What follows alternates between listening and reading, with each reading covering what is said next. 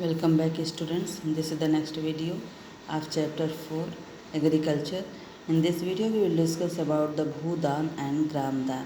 ये भूदान और ग्रामदान क्या होता है, तो पहले बड़े बड़े ज़मींदार हुआ करते थे और उन लोगों के पास ज़मीनें बहुत ज़्यादा हुआ करती थीं, तो उन्होंने विनोबा भावे के बातों को सुन करके गांधी जी के जो मैसेजों को पूरे देश में पदयात्रा के थ्रू लोगों तक पहुंचा रहे थे, तो उनसे प्रभावित होकर के बहुत बड़े बड़े ज़मींदारों ने अपने ज़मीनों को, माने उनके पास ज़मीनें इतनी पर्याप्त हुआ करती थीं कि जो लैंडलेस फार्मर थे, यानी जिन किसानों के पास ज़मीनें नहीं होते थे, जो गरीब किसान थे जिनके पास रहने के लिए ज़मीन नहीं रहती थी, घर नहीं रहते थे, तो उनके लिए उन्होंने अपने ज़्यादा से ज़्यादा ज़मीनों को, गाँवों को उन्होंने दान में दे दिया, विनोबा भावे के बातों से इम्प्रेस होकर के।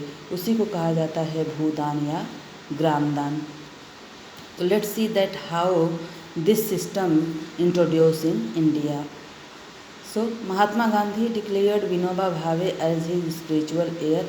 तो महात्मा गांधी जी ने विनोबा भावे जी को अपना उत्तराधिकारी घोषित किया था, क्योंकि वो बिल्कुल गांधी जी को फॉलो करते थे, उनके विचारों से बहुत ही प्रभावित रहते थे और गांधी जी भी उनको बहुत पसंद करते थे.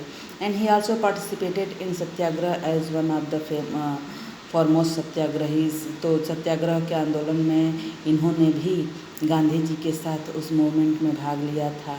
And he was one of the votaries of Gandhi ji concept of Gram Swarajya. Gram स्वराज्य जो गांधी जी का ड्रीम था कि माने गांव अगर आगे बढ़ेंगे, यानी कि भारत की असली आत्मा गाँव में ही बसती है, इसलिए गांधी जी हमेशा ग्रामीण क्षेत्रों को, गाँवों को विकसित करने की बात किया करते थे, उनके बेहतरी के लिए काम किया करते थे. और इस चीज़ों को ये विनोबा भावे इस कॉन्सेप्ट को बहुत पसंद करते थे और वो भी इस पर उनका पूरा समर्थन किया करते थे. After Gandhi ji martyrdom, Vinoba Bhave undertook padyatra to spread Gandhi ji message covered almost the entire country. Gandhi ji के मृत्यु के बाद विनोबा भावे जी उनके उन विचारों को लेकर के पैदल ही गांव-गांव जाकर के भ्रमण करते थे और गांधी जी के विचारों को लोगों तक पहुंचाने का काम करना शुरू कर दिए. Once when he was delivering a lecture at Pochampally in Andhra Pradesh, some poor landless villagers demanded some lands for their economic well being. एक बार वह आंध्र प्रदेश के पोचमपल्ली जगह पर अपना स्पीच दे रहे थे, लोगों को संबोधित कर रहे थे, तभी वहाँ पर कुछ गरीब ऐसे किसान थे, जो गांव वाले जो थे, उन्होंने उनसे कहा कि उनके पास ज़मीन नहीं है कि वो खेती कर सकें या रह सकें, इसलिए अगर उनको कुछ खेती करने के लिए ज़मीन मिल जाए तो वह भी खेती कर सकें और अपने आजीविका को चला सकें. Vinoba Bhave could not promise it to them immediately but assured them to talk to the government. तो विनोबा भावे जी उनकी बातों को सुने, लेकिन उन्होंने प्रॉमिस नहीं कर दिया कि हाँ वो देंगे, क्योंकि उनके पास इतना तो था नहीं. That is why he told them that he assured them that he will talk about this thing to the government, कि वो इनकी इन बातों को गवर्नमेंट के सामने रखेंगे. Suddenly Sri Ramchandra Reddy stood up and offered 80 acres of land to be distributed among 80 landless villagers. और जैसे ही इन बातों के बाद सुनने के बाद वहाँ पर एक थे जो बहुत बड़े ज़मींदार थे, जिनका नाम था श्री रामचंद्र रेड्डी. वो खड़े हुए और उन्होंने वहीं पर यह ऐलान कर दिया कि वो अपने 80 एकड़ ज़मीन इन भूमिहीन किसानों को देंगे, ताकि ये अपना उस पर खेती कर सकें.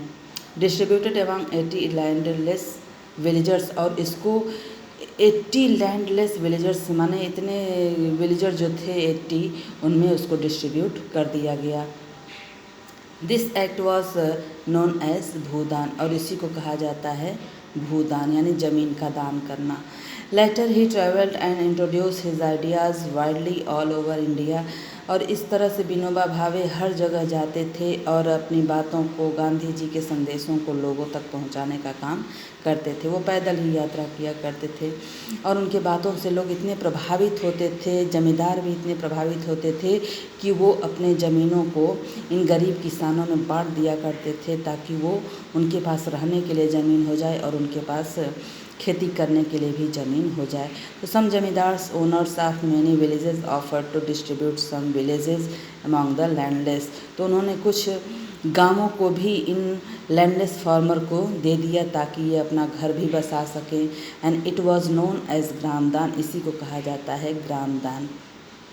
However many land owners choose to provide some part of their land the poor farmers due to the fear of land ceiling act, and this Bhudan Gramdan movement initiated by Vinoba Bhave is also known as the bloodless revolution। तो जो विनोबा भावे जी के द्वारा यह दान किया गया था और लोगों ने बढ़ चढ़ करके जो दान दिया था, इसमें विनोबा भावे जी के द्वारा चलाया गया यह जो पद यात्रा था, और यह इसको एक तरह से हम मूवमेंट भी कह सकते हैं। यह मूवमेंट जो है इसको ब्लड लेस रिवॉल्यूशन, यानी इस तरह का रिवॉल्यूशन जिसमें बिना खून बहाए लोगों का भला किया गया। तो this is all about the Gramdan and Bhoodan. In the next video we will discuss another topic. Till then bye.